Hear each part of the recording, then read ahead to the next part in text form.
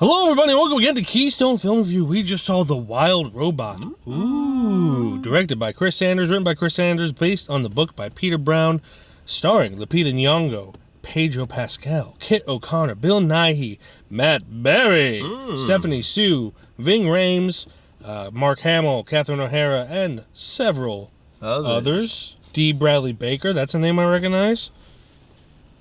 That's about it as far as names I recognize.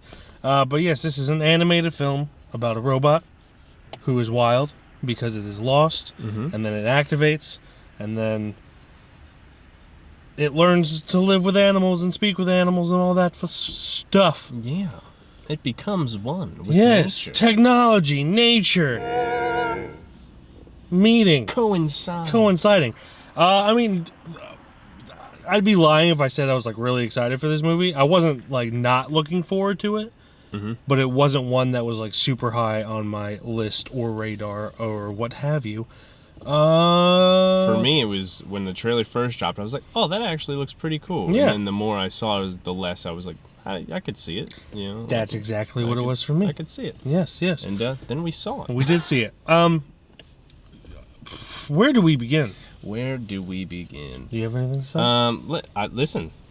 I'm all aboard, especially when movies have the subject matter of like, oh, are robots, do you consider them kind of people at a certain point once they have like all the qualities of a person? I love those types of movies because they make you think about like if it actually did happen, which might not be that far off in the future. iRobot? Maybe not my lifetime, but...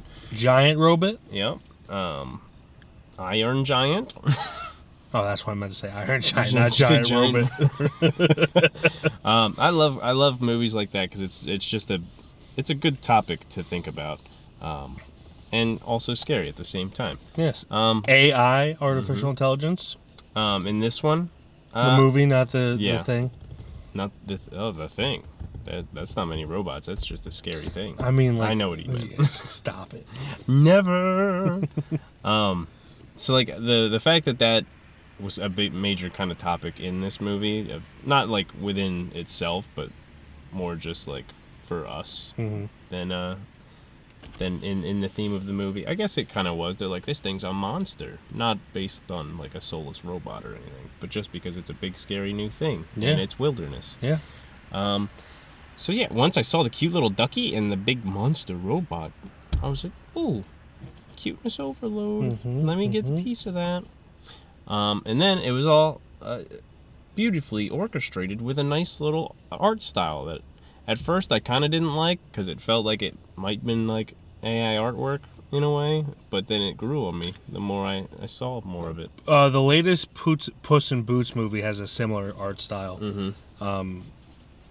So I think that's just the direction DreamWorks is going right now. I like it because it's not like Pixar's. Yeah, they're like other than Pixar, everyone's kind of steering away from that 3D modeling look that was taking over animation. People are for so long, tired of it. And I really appreciate that. You know, you have like the style of the latest Teenage Mutant Ninja Turtles movie. Cartoon Saloon's beautiful art style. So we're having a variety of art styles within animation, which honestly, long time coming. Yes, it was getting old with all the 3D, which takes talent, but it's boring to look at when every animated movie's like that. But yeah, this I knew it was going to be emotional because you know it's about a robot learning to be a mother, so to speak. Yeah. And I kind of hoped that it would be a little more punchy with that. But the thing that made it not that punchy, which was honestly one of the funniest parts, is that death is just a joke in the first 20 minutes. This movie did not hold back that the circle of life is a thing. Yes. Like there's one, you see a decapitated crow's head at one point, and we both turned. We're like, "Is this movie PG?" Yeah, PG-13? and so it's very just like loosey goosey with the concept of death, which is fine. Yeah. Oh yeah. See what you did. I didn't even mean to do that. It's fine that it's like that. It makes it enjoyable in the beginning, but then because death is a joke, when things get more serious, it's just like, I don't really care at this point. And it doesn't help that it's also just a robot. So, like, it dying is not really death in a way. Yeah. It's just, extraction of data. And so it didn't have that punch that I really wanted it to.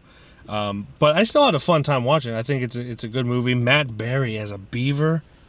I wish he would have been. I wish he would have went more chaotic with his voice, though. Yeah, I feel like they underutilized him, but him gnawing at a tree. I'm chewing on this giant fucking tree. You really are the most devious bastard in these woods. And it's always, as soon as we watch something with him in it, our voice is stuck for the next probably week. my very subpar Matt Berry impression. But he's just so fun to quote. I've just been carrying around these toothpicks.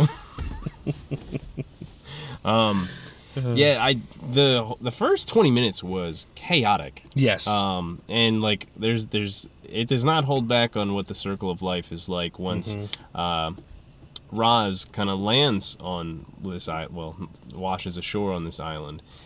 She sees all kinds of shit. She happens to make all kinds of shit happen as well that leads up to, the character Bright Bill and everything. Yeah.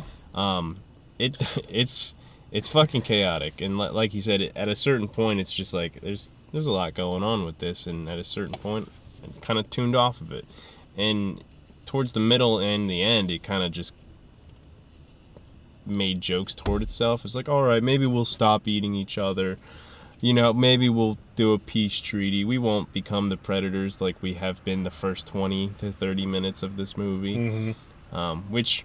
But also not providing a plan for carnivores to not have to eat meat. Yeah, why show so much? I mean, it's a kid's movie, but why show much of the beginning 20 to 30 minutes if they're going to be like, yeah, we're totally not going to have to naturally do what we have to do after we met Roz, really. Yeah. I get it. Again, kids movie. I can't go too hard on that. But they also showed a decapitated bird's head. They showed a decapitated bird, a PG. It was crazy. Granted, it's really fast. Yeah. But like, and then they showed, a dead bird, its wing. Yeah. That, implies. You think a baby possum is killed for? Oh my god, that was longer than a child should think that. At that point, I said I have to fucking check to see if it's PG-13 or not. Yeah. It didn't, like you were saying, it didn't really have that gut punch moment. It had me pretty close at a certain point, but then nothing really got me there. I was just like, ugh. I know this is just the nature of kids' movies now. It hurt itself the way that Disney movies do, where they're afraid of silent moments. Again, kids' movie, I understand. But, like, silent moments are what really punch things home. And then this is just, like, epic music score. 10 seconds of silence. Oh, the kids are losing interest. Let's make loud music again. Yeah, so it doesn't really give you the room to have that emotional punch. There wasn't that emotional beat in this one. Where so, they it at least slowed down on for a minute. Yeah. Because it was just fast-paced. Fast-paced. They didn't have the slow beats for at least a minute or two. And there's like certain parts where at least I was like, man, this could kind of end pretty soon, and I'd be okay with that. And then the whole third act happened. I'm like, oh, okay. I mean, we could do that, I guess. Yeah. That's fine.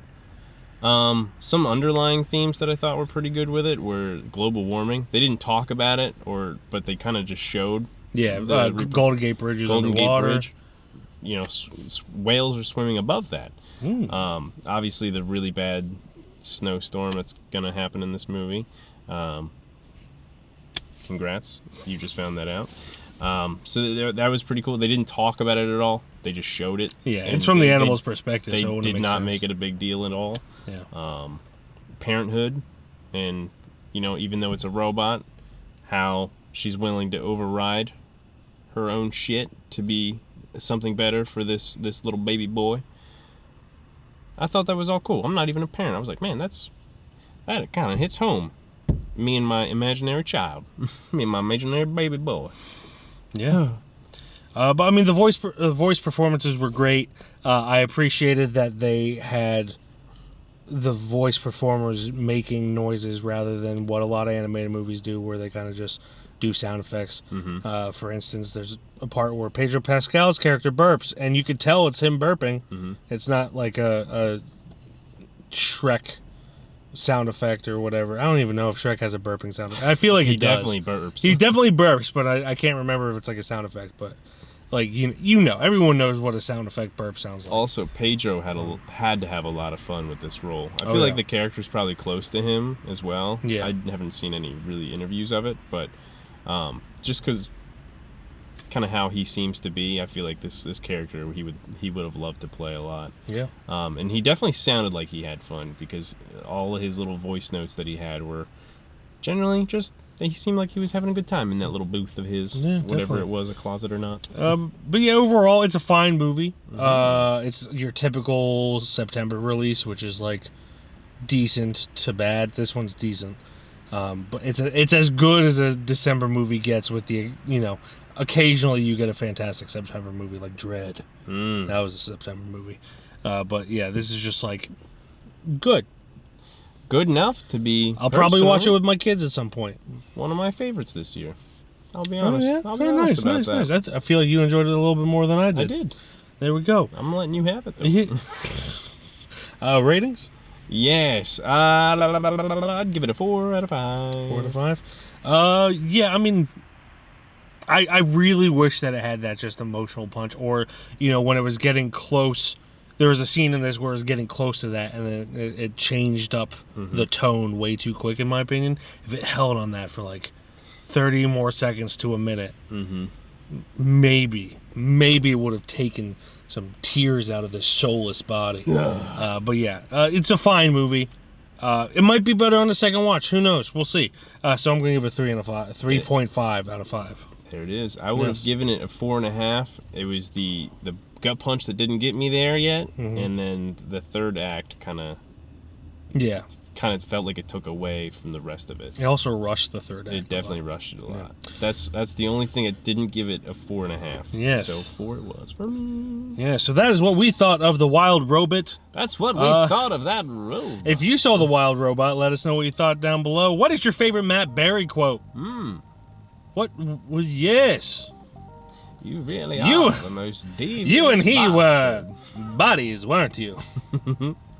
That man is something else. He is. He's an international treasure. Goodbye, everybody. Bye-bye. Bye-bye. Cock.